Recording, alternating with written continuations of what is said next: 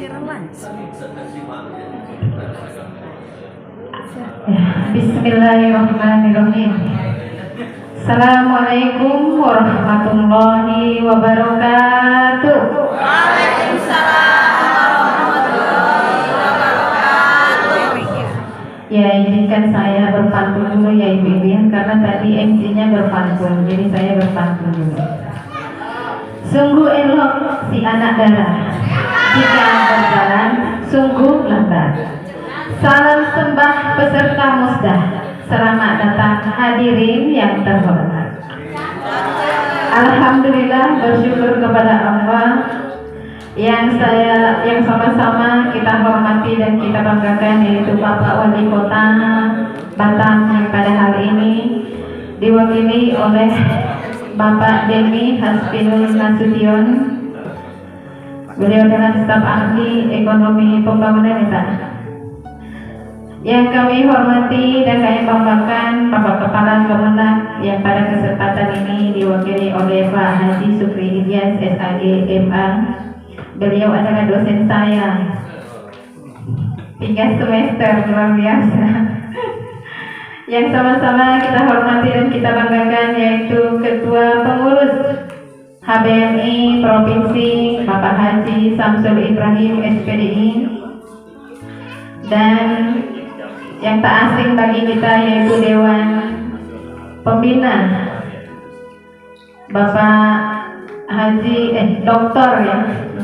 Zulkifli Aga, orang tua kami yang luar biasa dari HBMI. Dari pertama sekali dikukuhkan beliau senantiasa hadir di antara kita semua dan tak pernah absen, alhamdulillah.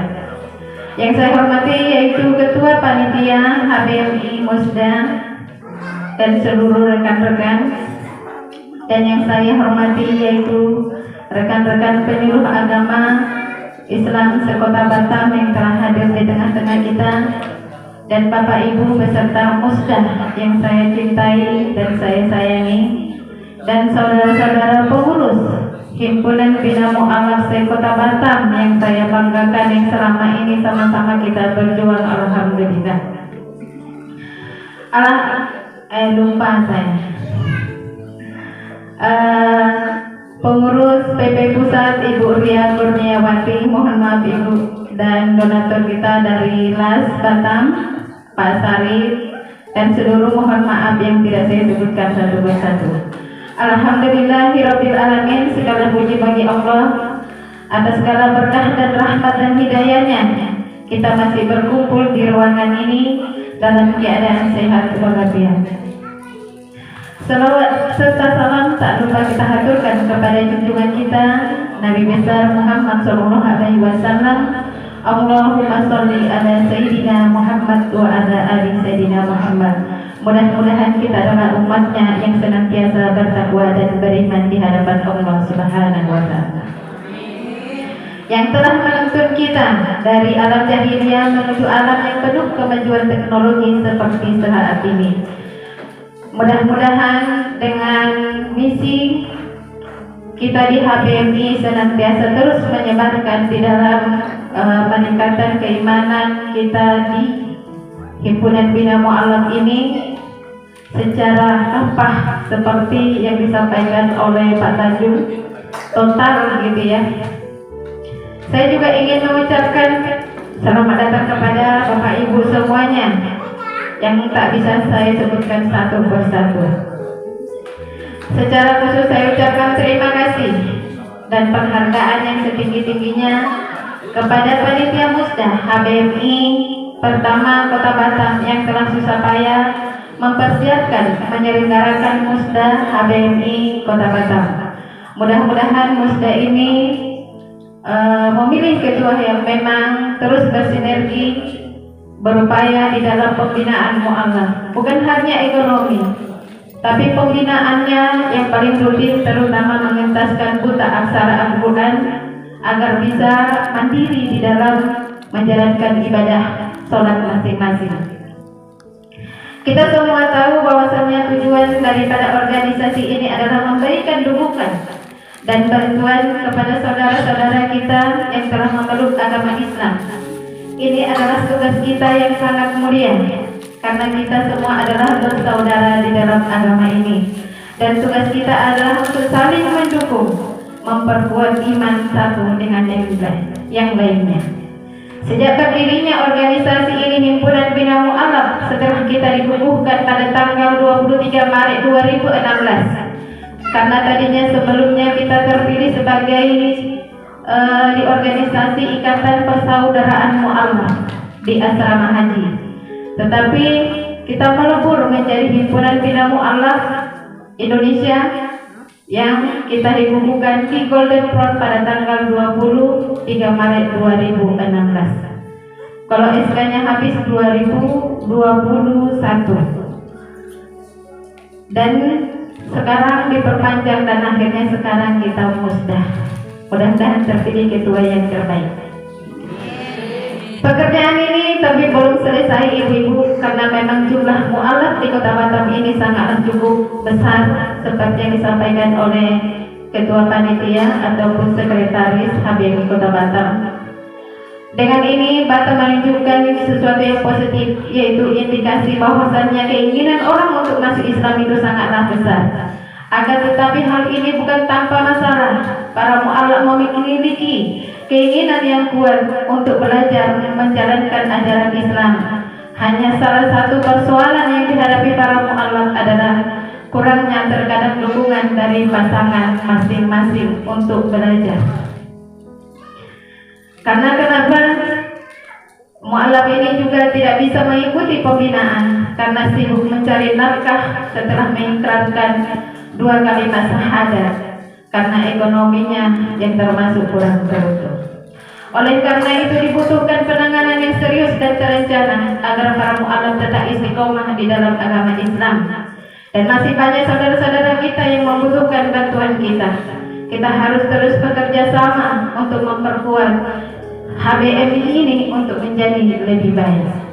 Dan kita juga butuh kontribusi ide, waktu, dan sumber daya yang kita miliki masing-masing.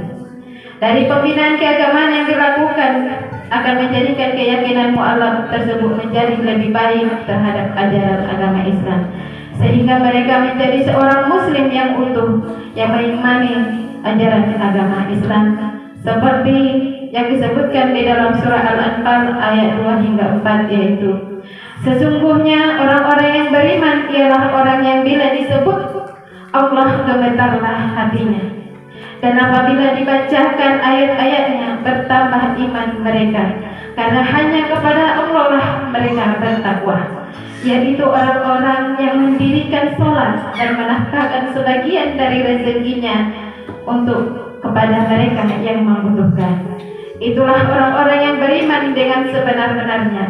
Mereka akan memperoleh beberapa ketinggian derajatnya di sisi Allah, dan ampunan serta rezeki dan nikmat dari Allah Subhanahu wa Ta'ala.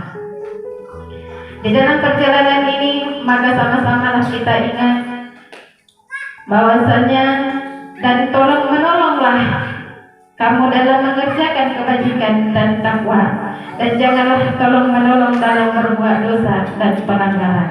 Dan bertakwalah kamu kepada Allah, sesungguhnya Allah amat berat hukumannya. Surah Al-Maidah ayat 2. Bapak Ibu yang saya muliakan, mari kita lanjutkan perjuangan kita untuk memperkuat iman dan komunitas kita di HBMI. Dan saya yakin dengan kita bersama-sama dapat kita mencapai lebih banyak prestasi, seperti prestasi yang telah kita dapat, yaitu lomba selawat tingkat Kota Batam. Alhamdulillah kita mendapat juara 1.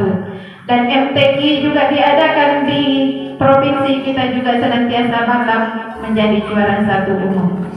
Dan saya sebagai Ketua HBMI Kota Batam mengucapkan banyak terima kasih dan penghargaan atas segala dukungan dari semua pihak tanpa terkecuali, yang tidak bisa saya sebutkan satu persatu, yang telah diberikan kepada PD HBMI dalam menjalankan amanah yang diberikan. Dan kami menyadari keterbatasan kami sebagai manusia biasa yang tidak terlepas dari kekurangan.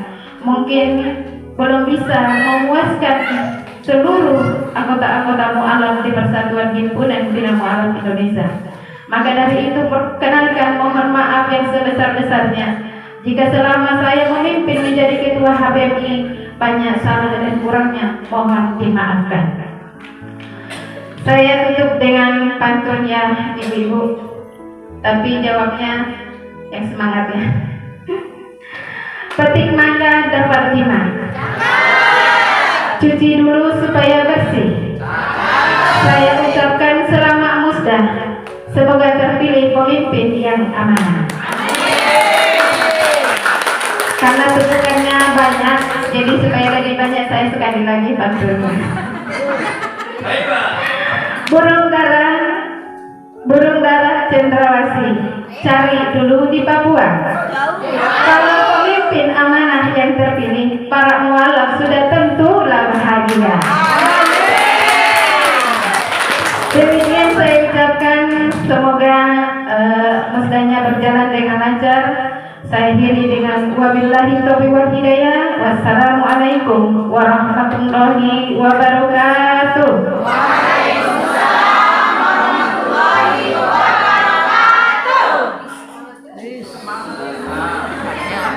Mari berikan aplaus kembali untuk Ketua HBMI Bapak-Bapak yang bersemangat menyampaikan sambutan dan laporan selama beliau menjabat.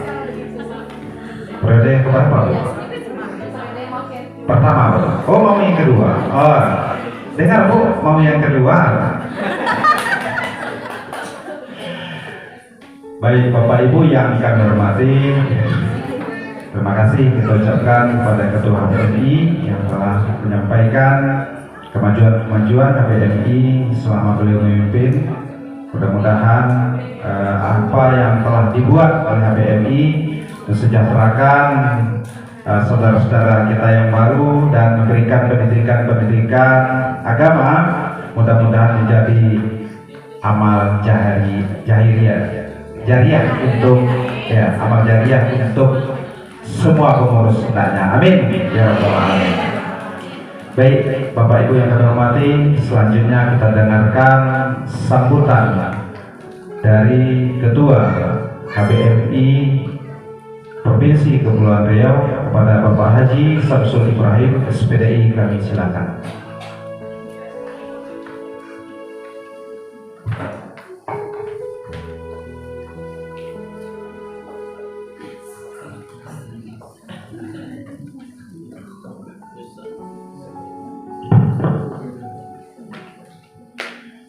Assalamualaikum warahmatullahi wabarakatuh.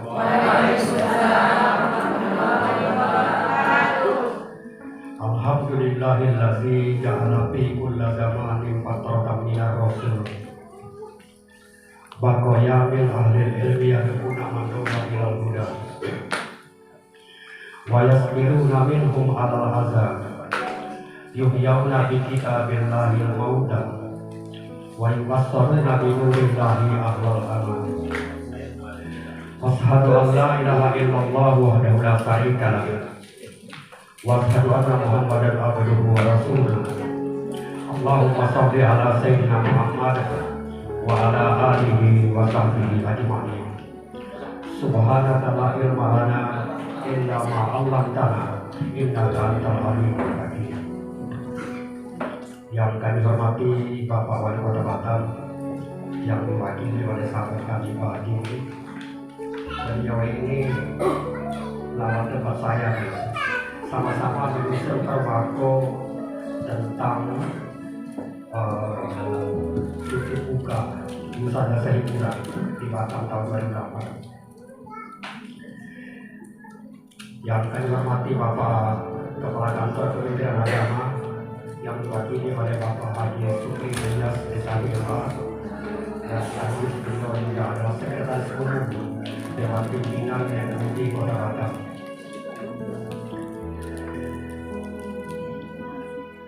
Yang terhormati Pengurus Pusat Himpunan Bina Indonesia yang diwakili oleh Ibu Haji Ardiatur Mewati SPDI, kandidat dokter ya. Sudah dokter. Beliau adalah bendahara umum Pengurus Pusat. Senior saya Bapak Dr. Tengku Haji Zulkifli Aka, beliau adalah Ketua Dewan Pengawas PWHJI Kepri. Kemudian hadir bersama kami Bapak Masyara Alias Istri, beliau Wakil Ketua Bidang Penelitian Pengembangan Pendidikan dan Latihan PWHJI Kepri. Sahabat saya Ustaz Sarifuddin ST, Ketua Las Batam. Kemudian yang istimewa Ketua PDHD Kota Batam Ibu Esa Buta dan segenap jajaran pengurus yang hadir, beserta musda utusan kecamatan, penyuluh agama, hadirin yang dimuliakan Allah SWT. Puji syukur kita panjatkan kehadirat Allah SWT, salawat dan salam kalimat junjungan baginda Rasulullah Muhammad SAW. Berbahagia pada pagi hari ini kita hadir di dalam majelis pembukaan musda. Ini merupakan acara yang menurut kami cukup spektakuler, digagas, dilaksanakan, dan diprakarsai oleh para ulama.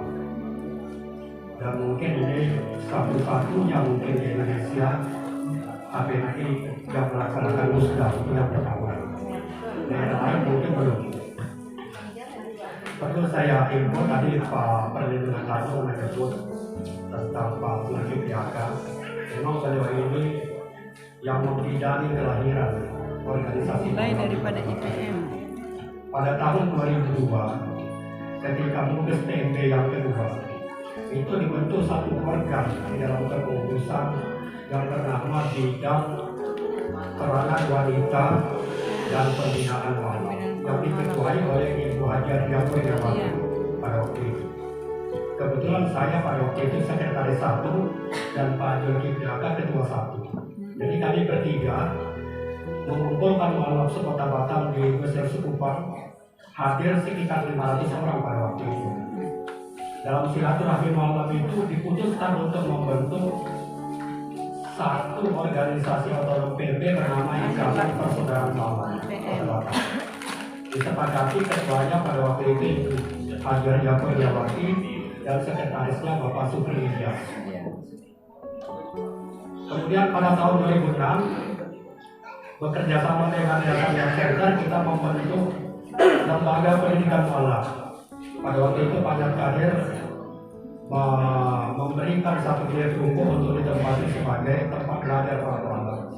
Peserta didiknya ada 80 orang dengan melibatkan 5 orang tenaga pengajar.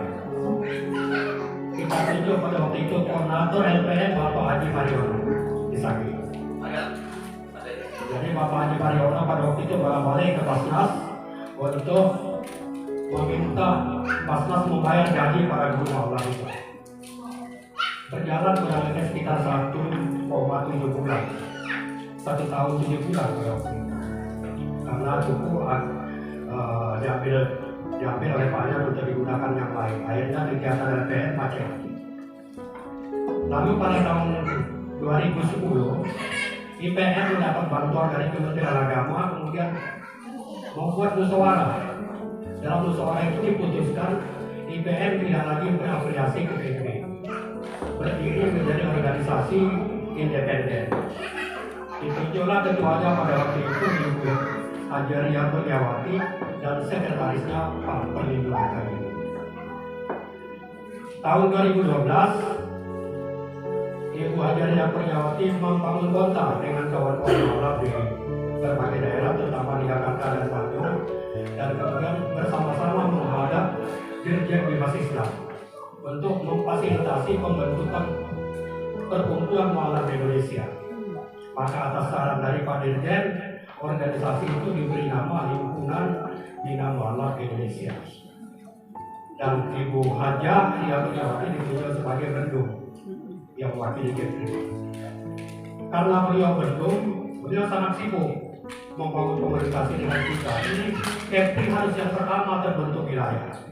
Maka pada tahun 2013 kita berkoordinasi dengan Kanwil, akhirnya kita memutuskan untuk melaksanakan Musda 1 di Batam. Dan terpilih sebagai ketua Bapak Dr. Andes Herman Zagdir DPD. Saya sebagai sekretaris. Dan Pak Zulkifli Aka sebagai ketua Dewan Pengawas. Mengapa di HBP itu hanya ada pengawas dan pengurus? Karena memang undang-undang ormas mengatur demikian. Organ perkumpulan itu hanya ada dua, pengawas dan pengurus. Pengawas itu menjalankan fungsi pembinaan juga. Jadi pengawas itu juga disebut pembina. Pada tahun 2013 itu terbentuk HBP Kepri, dan kemudian pada tahun 2015 Pak Perlindungan Tanjung berkirim surat ke HBP Kepri untuk memfungsikan IPM menjadi HBP. Maka sejak 2015 IPM berubah nama menjadi HBP Kota Batam. Dan sedianya periodenya habis tahun 2020.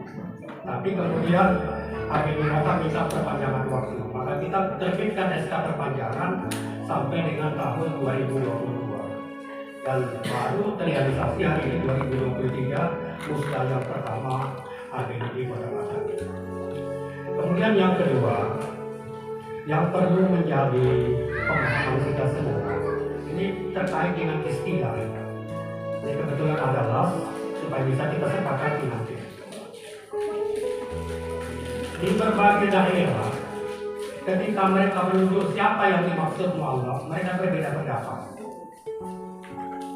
Kalau Malikiyah berpendapat yang dimaksud dengan mu'alaf itu orang kafir yang diikat hatinya kepada Islam, itu mu'alaf.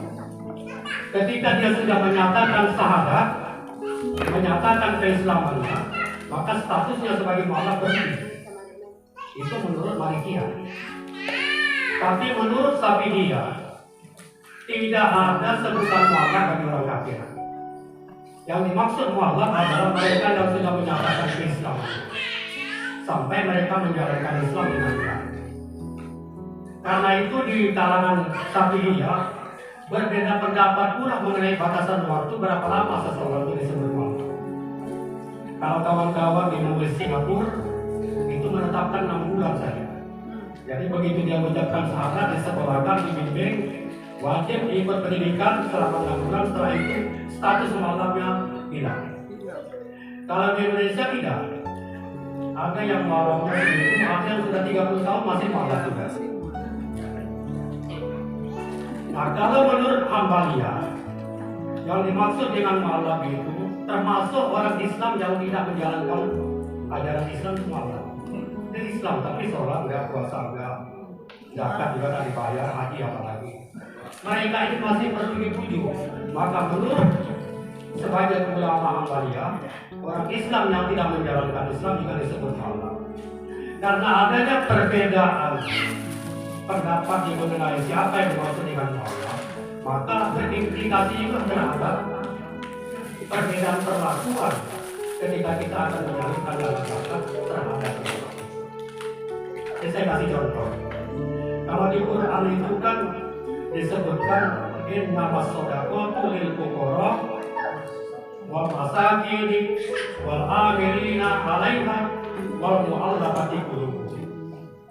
Itu diawali dengan kata fi yang berarti maksudnya diperuntukkan. Artinya langsung diberikan kepada orang lain.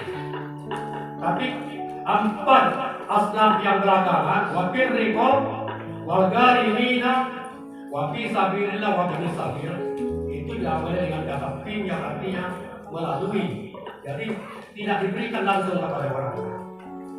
Jadi kalau kita beri zakat kepada rikob, yang terima zakat itu majikannya. Kalau kita beri zakat kepada orang yang berutang, yang terima zakat yang memberi hutang. Kalau kita beri zakat kepada ibu sabil, orang yang kehabisan ongkos di jalan, kita berikan tiketnya, terima zakat yang jual tiket. Tapi yang 4 di depan ini tidak. Fakir, miskin, amil, mu'alaf itu langsung orangnya yang diberikan. Maka pertanyaannya, boleh nggak dana zakat dari mu'alaf itu digunakan untuk kegiatan musda, untuk kegiatan pelatihan? Kalau dana itu digunakan untuk kegiatan mu'alafnya kapan terima duit? Maka sebagian ada yang berpendapat kegiatan para mu'alaf itu masuk dalam asnaf fisabilillah. dananya diambilkan dari asnaf fisabilillah, tapi untuk membantu para mualaf langsung diberikan dananya kepada yang bersangkutan. Kemudian yang ketiga, saya ingin menegaskan di sini bahwa tugas kita ini sangat berat. Di Kota Batam ini saja menurut catatan kami, itu pun catatan 10 tahun yang lalu. Data yang masuk itu ada 2000-an orang. 2003 itu 500 orang hadir secara fisik. Kalau kita data mungkin 2000 juga ada. Artinya apa? Karena Batam ini memang daerah urban. Semua agama datang ke Batam ini, semua etnis. Maka semua agama saling mempengaruhi. Maka wajar kalau kemudian ada yang banyak yang masuk Islam. Jadi setiap hari ada pertambahan fluktuasi. Karena itu kalau tidak ada pembatasan mengenai berapa lama seseorang itu bisa disebut mualaf, maka jumlah mualaf di Kota Batam ini bisa mencapai yang terbanyak mungkin di Indonesia. Karena bertambah terus. Kalau di Singapura itu jumlah mualaf tak banyak karena setelah 6 bulan tidak ada lagi mualaf. Akibat banyaknya para mualaf ini, orang berpindah agama kepada Islam, akhirnya di Islam dituduh. Ada yang mendatik bahwa Islam ini ketika berdakwah memainkan peran yang intimidatif, memaksakan orang untuk masuk kepada agama. Padahal agama kita sudah mengatur dengan sangat jelas dan lugas bahwa tidak ada fakta untuk memasuki suatu agama. La ikraha fid din. Mengapa tidak ada fakta untuk memasuki agama apapun? Fakta baik yang terus dilakukan. Data sudah jelas mana yang benar saja. Jadi itu prinsipnya. Karena itu ketika kita mendakwai para mualaf ini, kita harus menggunakan pendekatan dua hal. Pertama, perbandingan dengan Islam dengan Kristen. Kaitan dengan itulah maka kita sejak tahun 2006 itu mengutus beberapa orang untuk mengikuti pendidikan Kristus yang diselenggarakan oleh Desa Kirena Center Jakarta.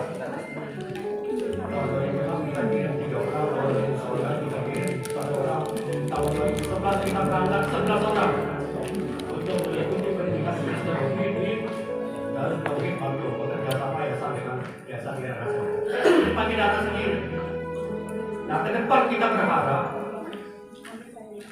HBMI punya bergaining politik dengan para pengelola zakat ini, Ras dan Bas. Itu seperdelapan dengan mualaf itu. Bagaimana cara penggunaan? Kalau misalkan dipercaya HBMI ini sebagai satu-satunya lembaga yang menangani para mualaf, maka dana itu tidak boleh diberikan secara langsung oleh Bas dan Bas kepada para mualaf kecuali mereka harus melalui HBMI. Itu menurut saya, itu lebih transparan dan lebih bertanggung jawab. Tapi kebijakan untuk menetapkan apakah seperdelapan itu tidak serta-merta berbeda. Karena setiap daerah itu jumlah malamnya beda-beda.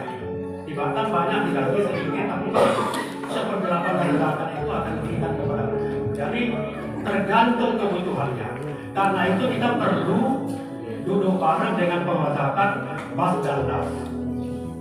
Jika diperlukan Pak Haji Supri, mungkin menerbitkan satu fatwa yang memuat pendapat para ulama tentang bagaimana dana zakat untuk mualaf ini digunakan, sehingga kita tidak bertengkar.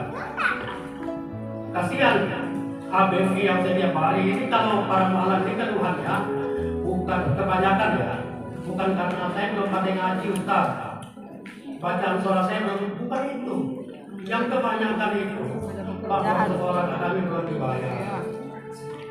Kami orang pindah agama. Itu menurut kita mempunyai ideologi. Tapi secara praktik sebenarnya mereka itu sudah memutus mata rantainya dengan masa lalunya. Pindah ke satu agama berarti dia memasuki satu entitas baru, komunitas baru, keluarganya tinggal, harta bendanya tinggal, ada yang cuma baju di badan. Masuk ke entitas Islam ini maka perlu perhatian yang lebih serius dari umat Islam.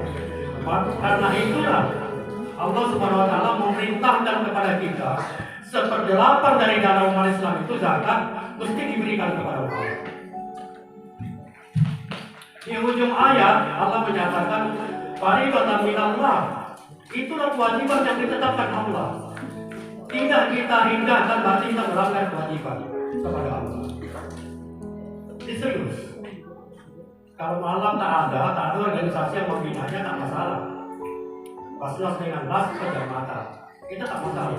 Tapi ini ada HBMI, ada di Kepri dan ada di Batam. Kalau sampai HBMI tidak berbicara dengan Bas dan Las, maka ini dana umat mesti kita pertanggungjawabkan, khususnya untuk para pelaku. Saya kira itu barangkali. Terakhir saya mengucapkan selamat bermusyawarah.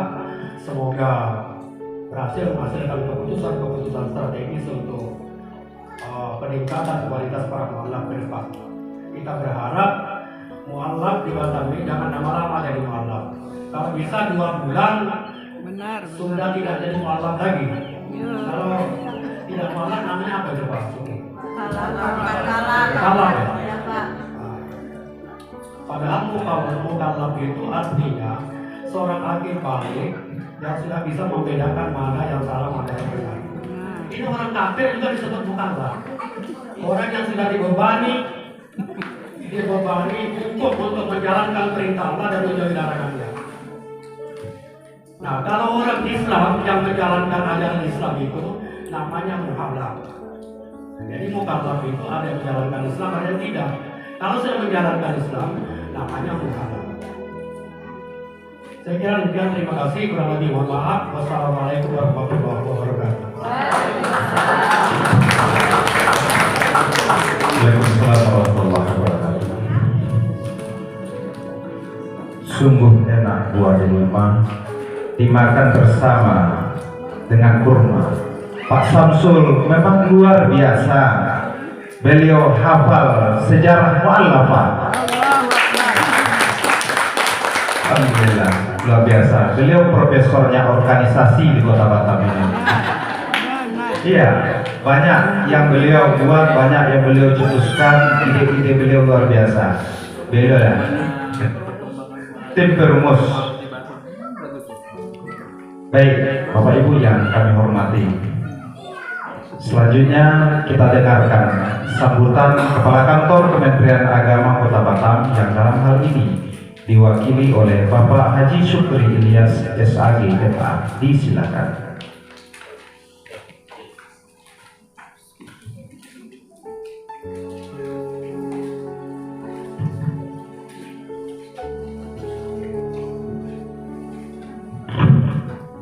Bismillahirrahmanirrahim. Assalamualaikum warahmatullahi wabarakatuh. Waalaikumsalam warahmatullahi wabarakatuh. Innal hamdalillah wassalatu wassalamu ala Rasulillah wa ala alihi wa sahbihi wa mawala. La haula wa la quwwata illa billah. Amma ba'du wa ba'da tahiyya. Pertama-tama puji serta syukur kepada Allah Subhanahu wa taala. Yang sama-sama kita hormati Wali Kota Batam, dalam hal ini diwakili oleh staf ahli bidang ekonomi Bapak Haji Demi MSI. Nama populernya Demi ya. Jadi saya tidak mengira beliau ini ada gelar Nasution, ada Nasution. Ya, terima kasih Pak Haji Demi kehadirannya.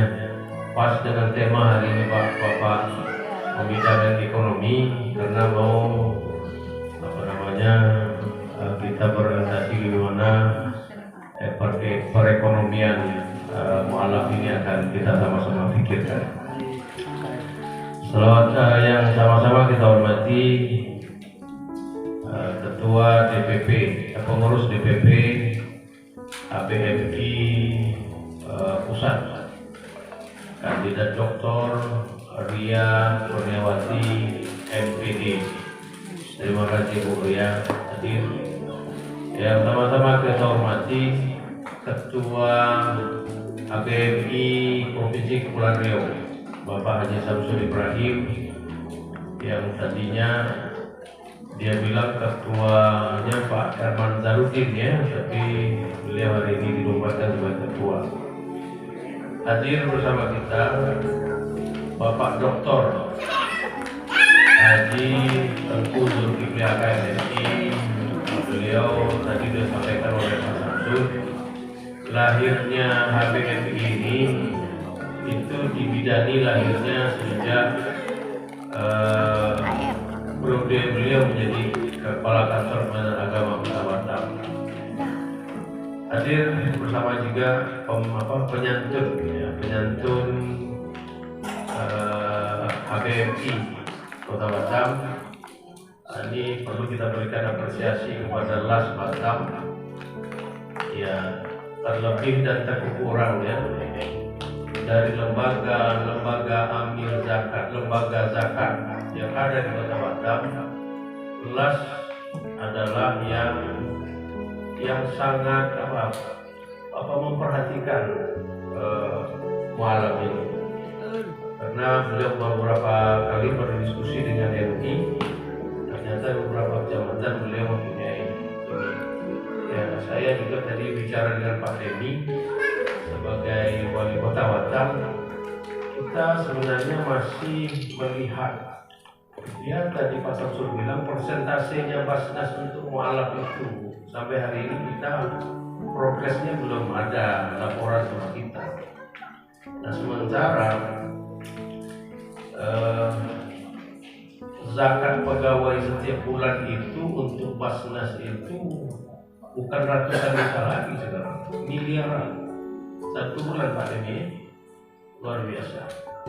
Nah inilah tugas ketua terpilih nanti mau diapakan HBMI ini ke depan. Para penyuluh, para delegasi dari kecamatan, HBMI kecamatan yang sama-sama kita banggakan. Saya tiba-tiba ditelepon oleh Pak Kepala. Beliau posisi ketika itu berada di bandara mau terbang dengan PU. Beliau bilang Pak Sukri hari ini mewakili Pak Kemenak mengasih sambutan. Jadi saya repot juga, saya ketua panitia, saya juga menyampaikan hal yang ini.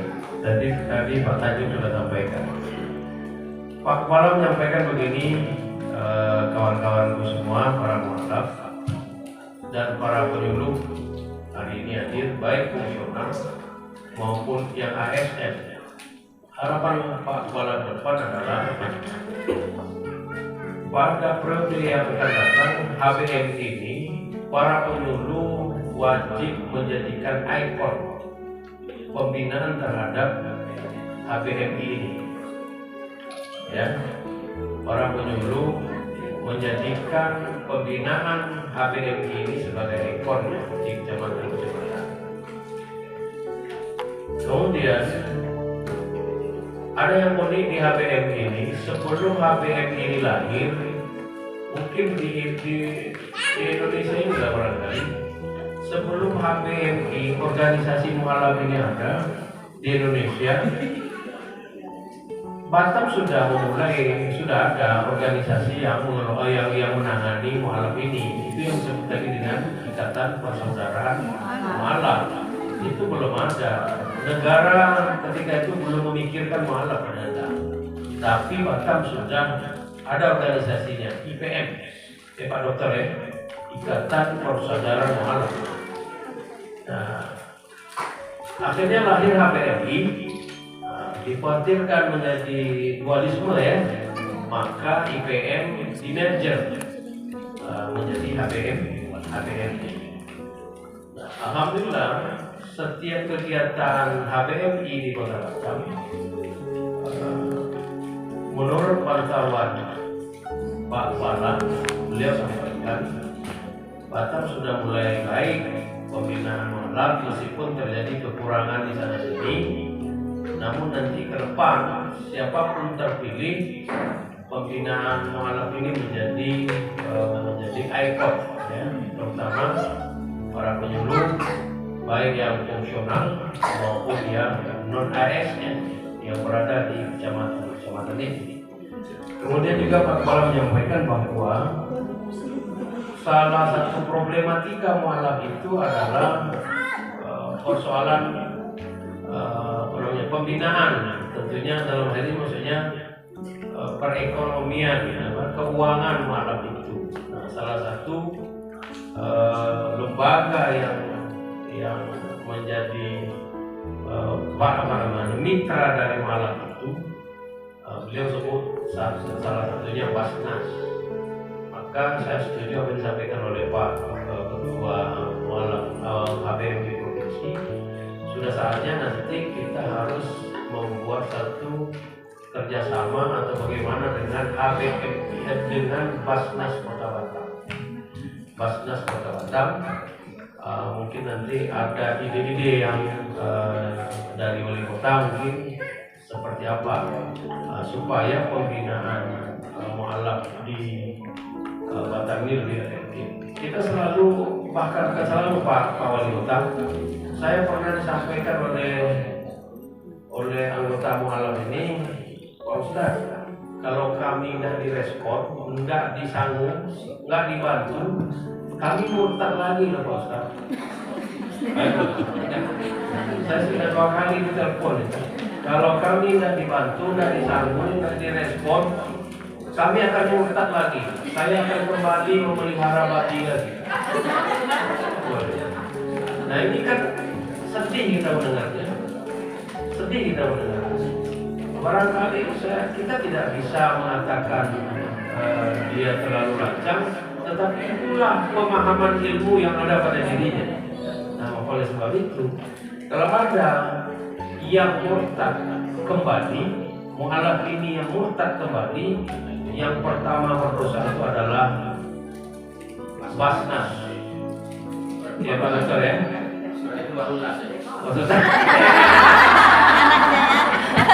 Jadi lembaga dekat, kalau ada mualaf yang murtad kembali, itu kalau diurut lembaga zakat dulu, lembaga mungkin di situ ada Basnas.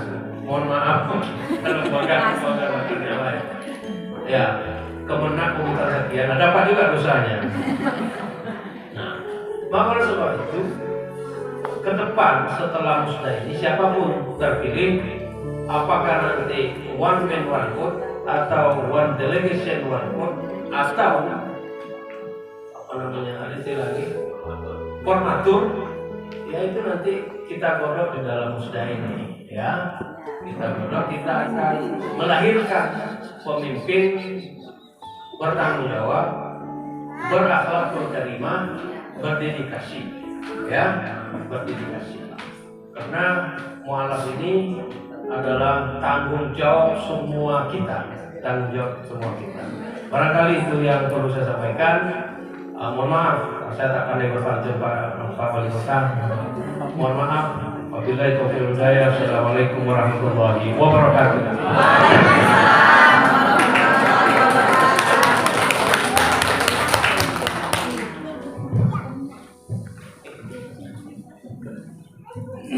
Mari sekali lagi kita berikan aplaus untuk Kepala Kemenak.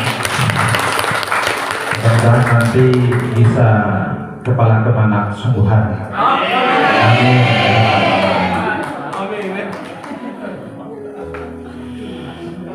Bapak Ibu yang kami hormati,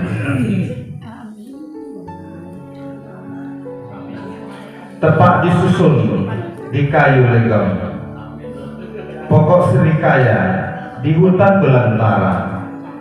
Kepada wali kota mohon sambutan sekaligus membuka acara. Sambutan sekaligus membuka acara oleh wali kota Batam yang diwakili oleh staf ahli bidang ekonomi dan pembangunan. Pada Bapak Demi kami silakan.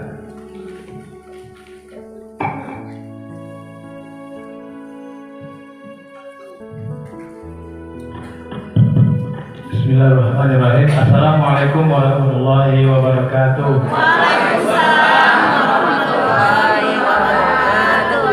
Alhamdulillahilladzi hamdan katsiran thayyiban mubarakan fih kama yuhibbu rabbuna wa yarda.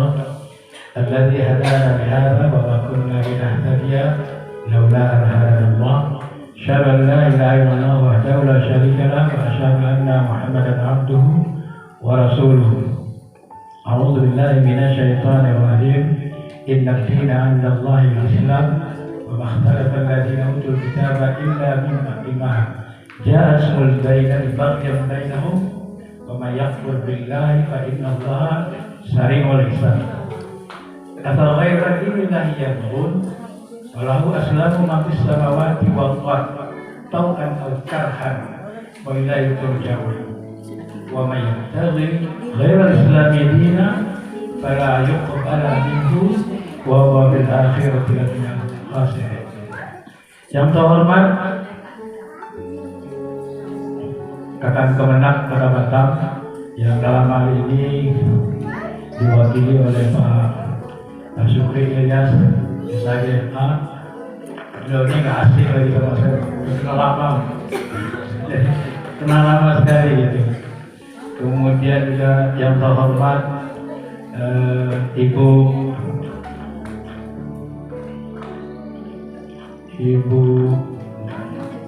Ria Kurniati, Bendahara Umum DPP HBMI. Kemudian yang terhormat Ketua HBMI Provinsi Kepri Pak Samsul. Beliau ini mungkin 10 tahun 2000 kita udah berdiskusi di banyak kesempatan dengan Pak Samsul. Jadi saya juga nggak asing.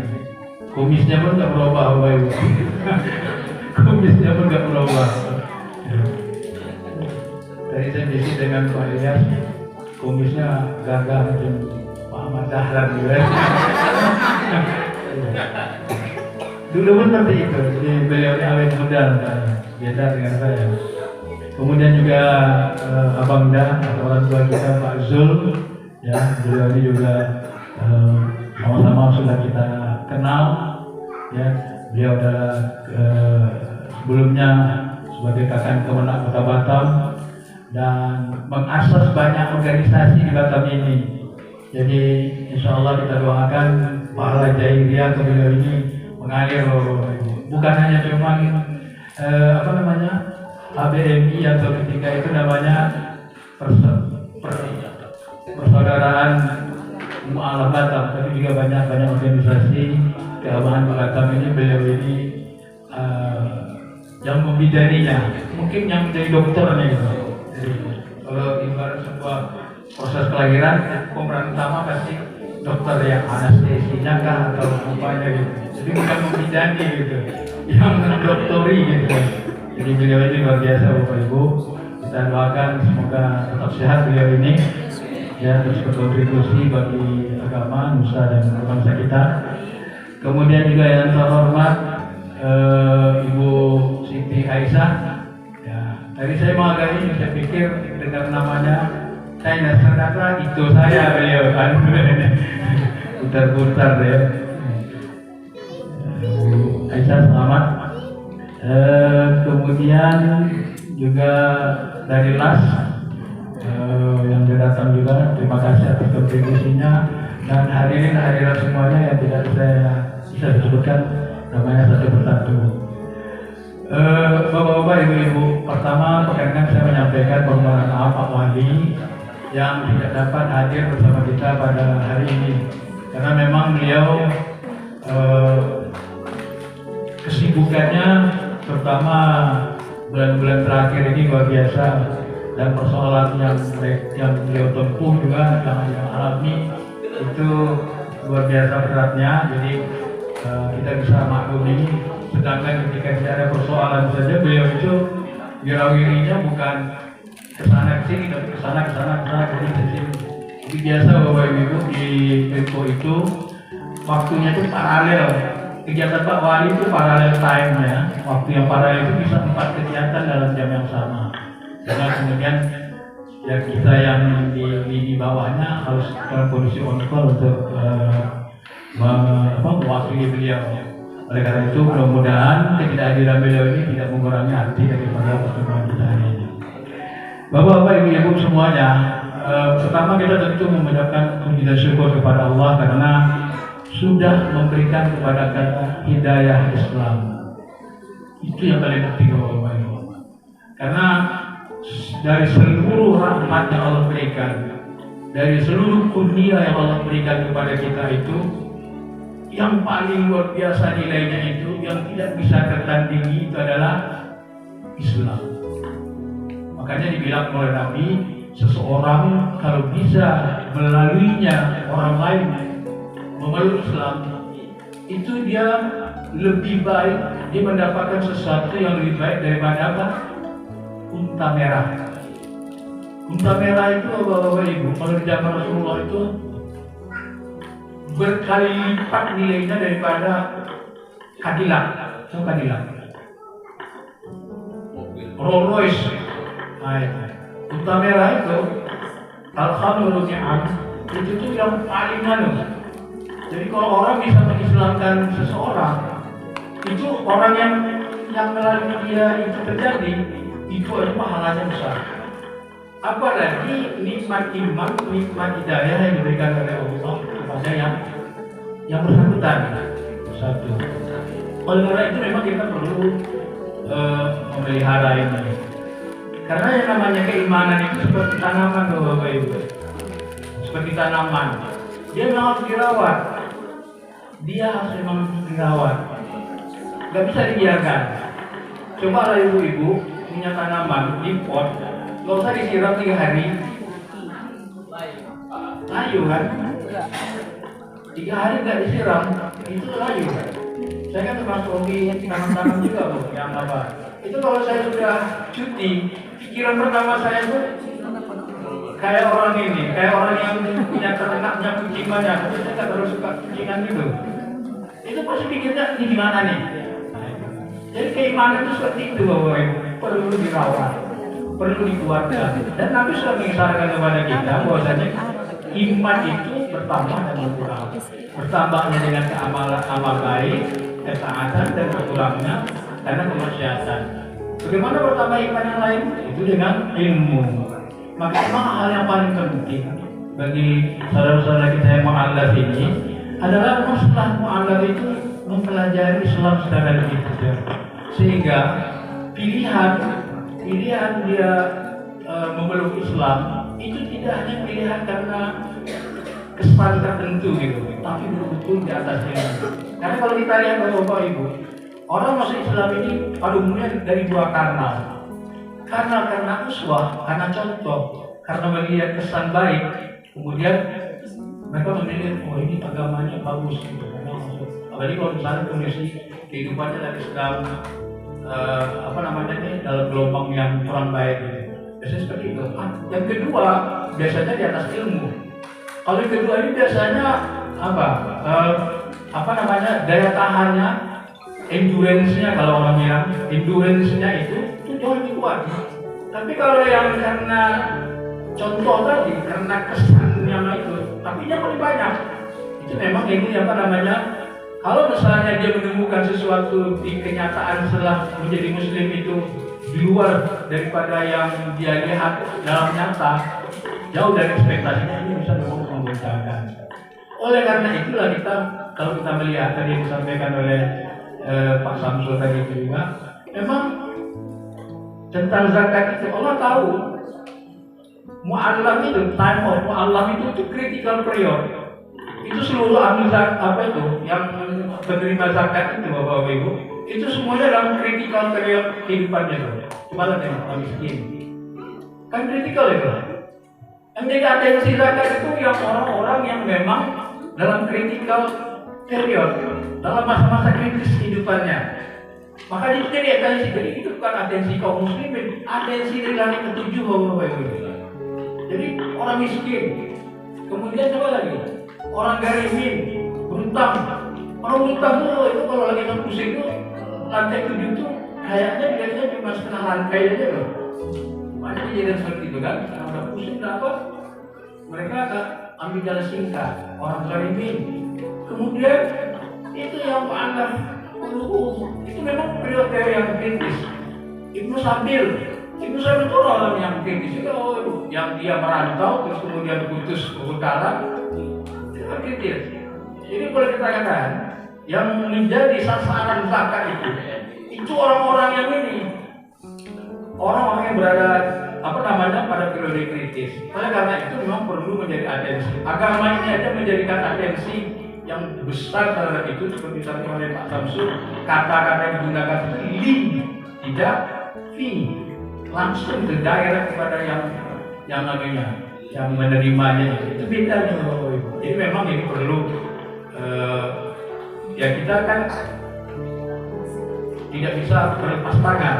Allah saja mesti memerintahkan kita berlepas tangan untuk bagaimana saudara-saudara kita yang mu'allaf ini dia tidak lagi tergoncangi oleh persoalan-persoalan ekonomi.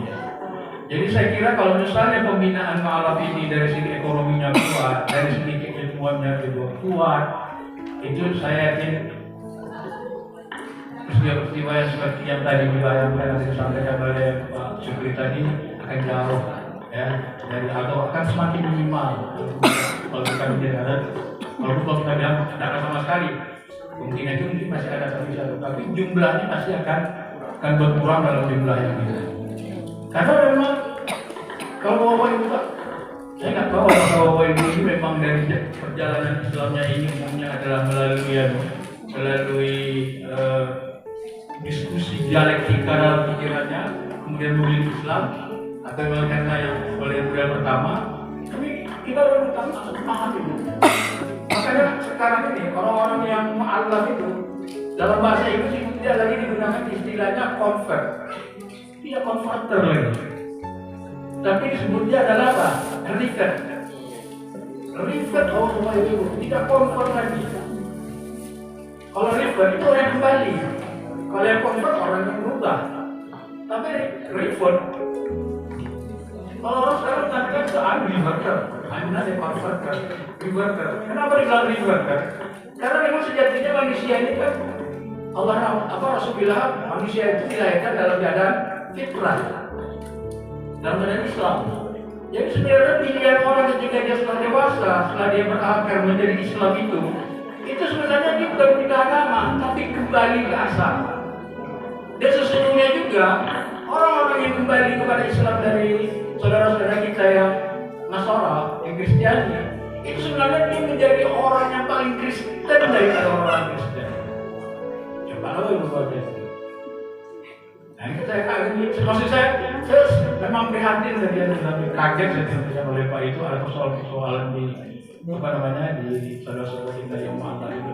Ada persoalannya memang kalau kita ibu, tapi saya tidak mengatakan ibu ini belajar psikolog karena pusing nanti. Tapi memang intinya seseorang yang Kristiani menjadi Muslim itu, kalau yang saya pelajari, yang saya ketahui, itu sebenarnya dia justru menjalankan apa yang sesungguhnya yang diajarkan dalam di dalam kitab-kitab sebelumnya, yang ayat-ayat yang terlepas daripada perdebatan seperti keesaan Tuhan, seperti tentang Nabi Yesua kalau dia Yesus kalau sekarang itu, yang dia juga sholat 3 kali satu hari, sholat ketika pagi, ketika siang, ketika sore, ya malam, ya juga perempuan yang pakai jilbab, kemudian sunat, kemudian juga berpuasa, itu semuanya.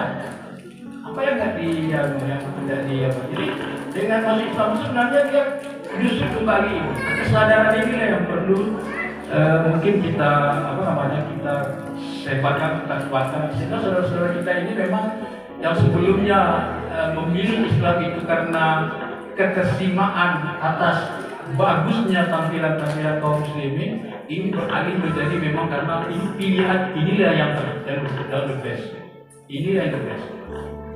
Nah, saya suka, jadi sebenarnya orang yang Islam itu ya, kalau menurut saya ini kita itu ibu-ibu ya, yang paling berat cobaannya orang jadi Islam itu adalah pertama para sahabat, ya kan? Setuju kita kan? Para sahabat. Yang kedua siapa? Bukan saya dulu. Ya, orang pertama, saya pertama jadi Islam ketika Mu'ad ya, tidak cobaan. Ini Bapak, saudara-saudara kita yang revert tadi, yang reverting ke Islam tadi itu. Mereka paling berat ya cobaannya. Karena Allah tahu cobaan itu ke depan besar. Mereka itu berada dalam critical period, maka menjadi atensi besar dalam posisi zakat. Supaya persoalan-persoalan ekonomi itu tidak menjadi sesuatu yang menyebabkan mereka itu terpojok, sehingga kemudian karena singkat, karena tak ingin terlalu ini, tak kuat lagi, karena convert. Setelah revert mereka jadi convert. Nah itu makanya. Jadi memang saya menyarankan maka depan perlu ada kerjasama yang ini, yang yang kuat, yang tegas antara HBMI dengan Basnas. Karena itu memang betul dibilang Pak Ahmad tadi, ya. Itu Basnas, LAS itu punya tanggung jawab besar untuk karena di situ dia punya kalau dalam ilmu waris, dia termasuk mewarisnya gitu. Iya kan? Iya kan? Kalau kita ini analog kan gitu. Jadi maksudnya kalau dalam ilmu waris, dia itu punya ahli warisnya gitu. Nah, maksudnya ahli yang menerimanya, punya hak beli kata Pak tadi, Pak Samsul itu. Jadi mudah-mudahan, dan Menko memang punya program itu, kebijakan Pak Wali Kota, Pak Rudi, sejak beliau jadi itu seluruh pegawai Menko yang Muslim itu 2,5% gajinya itu potong. Karena memang kaum Muslimin yang MPNF pun dengan sukarela, nggak paksa itu, cuma sukarela. Itu langsung membuat surat tanda tangan yang membuat pernyataan ikhlas untuk memotong 2,5% daripada gaji itu. Memang kalau pegawai itu 6.000, kalau 4.000 aja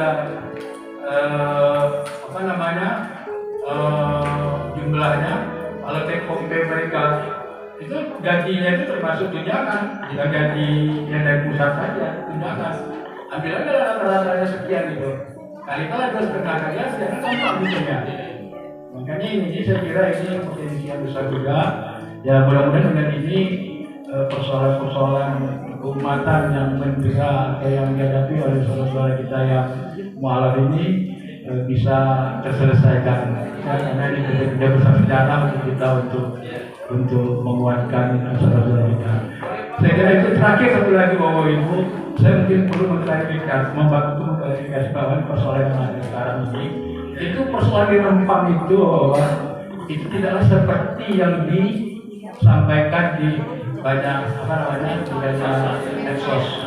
Saya agak ini, termasuk teman saya dari Muhammadiyah, itu teman saya kuliah, saya kirim terus, ini penduduk masalah seperti itu. Ya, jadi pemerintah itu memang, ibu bayangkan kalau nggak jadi momentum ini, ya, itu yang investasi 11, sekian billion US dollar itu, ya, yang 170 sekian itu, langsung hilang. Karena saya punya pengalaman pribadi Bapak Ibu. Waktu saya dulu di penanaman modal, ada investor datang ini, dia mau investasi di Pulau ini, di depan Pulau Tolok Jawa. Ketika itu Pulau Tolok itu fungsinya adalah wisata bihari. Dia mau bikin di situ oil storage tank terminal. Oil storage tank terminal itu seperti tangki-tangki minyak yang ada di bar ini besar. Jadi itu mensuplai ya dong. Itu nilai investasinya ketika itu sekitar 500 miliar lebih, 9 triliun lebih. Ya? Nah, dia ingin itu cepat ya dong. Itu Asia, ingat itu Asia. Dia ingin itu cepat dipikirkan. Misalnya kalau masuk atau tidak gitu. Ternyata kita ada kendala di dalam perubahan tata ruang. Kan rumah tata ruang pemerintah ini tahu lah bahwa ini apa namanya. Ya udah kalau gitu kami ini mungkin tidak jadi. Saya bapak ibu saking ininya, saking pengennya barang itu udah lepas dari Indonesia, saya cari data-data Pulau Rupat.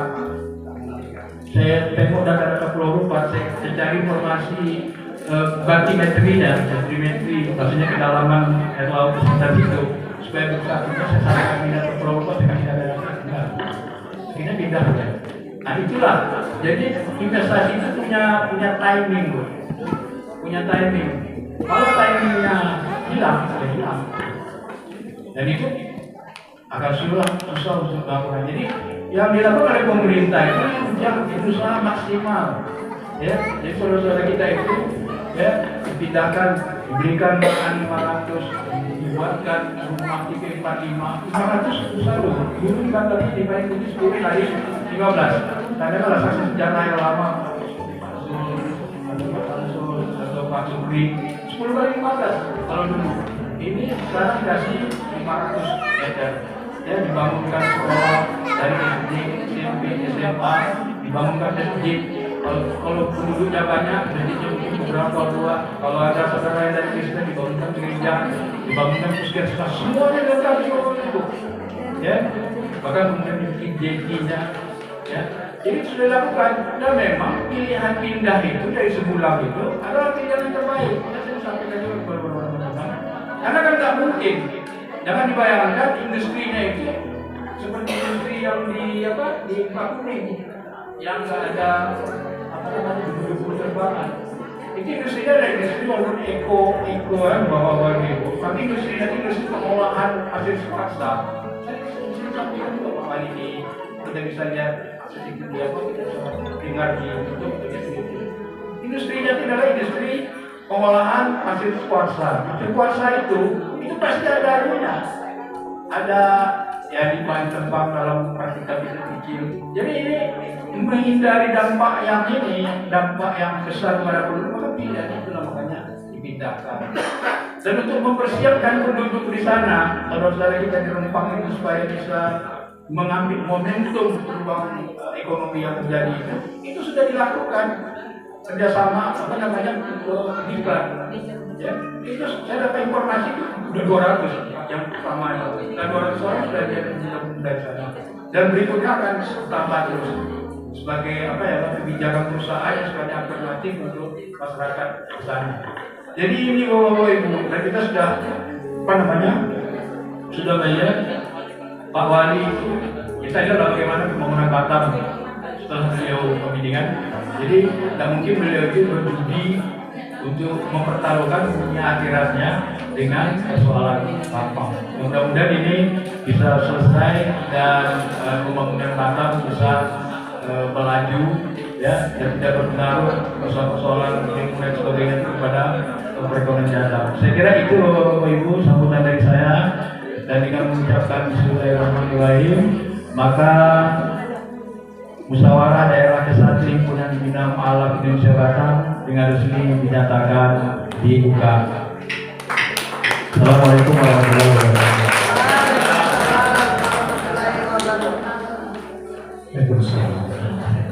Alhamdulillah, terima kasih kepada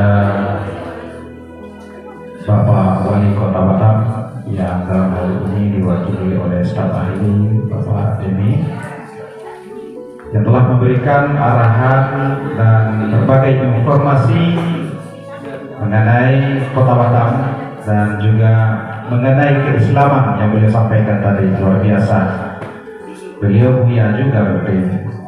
Wah, iya, banyak ilmu agama beliau banyak.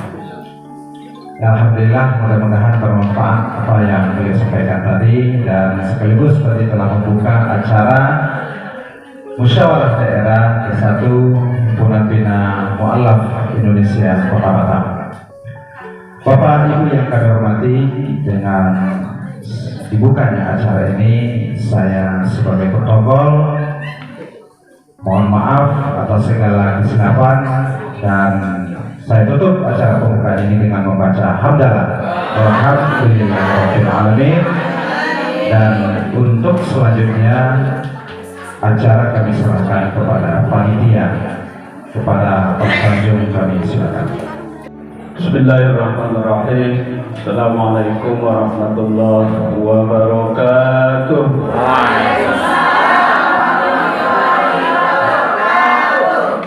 Alhamdulillahirabbil alamin wa bihi nasta'inu ala umuri dunya waddin. Asyhadu an la ilaha illallah wahdahu la syarika lahu lahul haqqul mubin. Wa asyhadu anna sayyidana Muhammadan abduhu wa rasuluhu rahmatan lil alamin. Allahumma salli ala sayyidina Muhammadin wa ala alihi wa sahbihi ajma'in. Amma ba'du, hadirin muhtaramin yang sama-sama kita muliakan pimpinan sidang beserta seluruh anggotanya, Bapak Ibu hadirin, informator yang sudah memberikan pendapatnya masing-masing tentu ya. Bapak Ibu hadirin, pergantian kepengurusan ini bukan merupakan hal yang luar biasa. Itu biasa saja. Maka siapapun yang kita pilih, harapan kita apapun yang menjadi keputusan dan hasil musyawarah bersama, itu harapan kita bisa dilaksanakan. Tentu ucapan terima kasih yang tiada terhingga. Sebenarnya mohon maaf, ini nambah kerjaan sebenarnya. Ya Pak Ketua. Tapi karena ini memang kita pandang perlu untuk kemajuan dan kebaikan Allah ke depan, ini bisa kita lakukan ini dengan baik dengan harapan apapun yang menjadi tugas dan tujuan kita, tanpa ada kerjasama itu tidak akan pernah berhasil. Karena itu harapan saya kepada kita semua yang hadir pada kesempatan yang mulia ini, walaupun mungkin tadi ada perbedaan di antara kita, karena sebenarnya perbedaan yang ditemui, maka harapan saya mari sama-sama kita membangun mualaf ini lebih baik ke depan, tentu dengan semangat kebersamaan. Allahu Akbar. Yang kedua, memukallafkan mu'alaf ini bukan perkara yang mudah ya. Maka harapan saya nanti kepada seluruh kepengurusan yang ada di kecamatan ini harus diaktifkan kembali seperti belakang padang ya dan lain sebagainya yang selama ini barangkali kurang terperhatikan. Harapan saya ini bisa kembali diperbaiki dengan baik. Bapak Ibu hadirin, barangkali tidak banyak yang bisa saya sampaikan karena saya tahu kita semua sudah capek. Itu yang punya anak dan kasihan juga sampai keluar. Mudah-mudahan semua yang kita lakukan pada hari ini menjadi ibadah di sisi Allah Subhanahu wa Ta'ala. Kepada Ketua yang demisioner Ibu Aisyah, terima kasih selama ini sudah memberikan bimbingan tentunya yang terbaik kepada mualaf ini. Mudah-mudahan semuanya menjadi kebaikan di sisi Allah Subhanahu wa Ta'ala. Barangkali itu Pak Ketua, dan harapan saya terakhir sama-sama kita berdoa. Kita tidak ada yang pintar Bapak Ibu, tapi semuanya akan menjadi pintar ketika kita bisa kerjasama. Oleh karena itu kita bukan siapa-siapa, maka jangan menjadi siapa-siapa. Mari kita kerjasama, kita sambut masa depan yang lebih baik. Tentu apa yang sudah dicanangkan ini bukan pekerjaan yang mudah. Kita tahu mualaf ini jangankan untuk ekonomi, untuk rumah tangga aja masih banyak besar kecil. Ini jadi perhatian kita bersama. Barangkali itu sekedar kata dari saya. Mohon maaf. Sekali lagi, mari kita kerjasama. Demikian, Allahumma bi'ilakum. Assalamualaikum warahmatullahi wabarakatuh.